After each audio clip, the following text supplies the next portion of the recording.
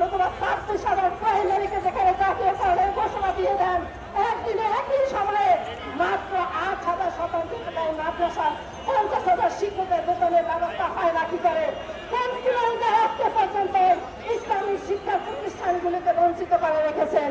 তাই মাননীয় প্রধান উপদেষ্টা যদি চান স্বতন্ত্র করে মাদ্রাসাকে জাতীয়করণের ঘোষণা দিবেন, বাংলাদেশের কোনো কালো হাত কোনো অপশক্তি রাখতে পারবে না।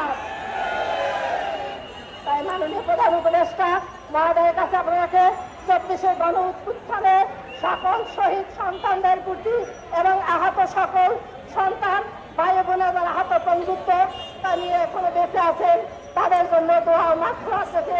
আমি আমার বক্তব্য এখানে শেষ করছি।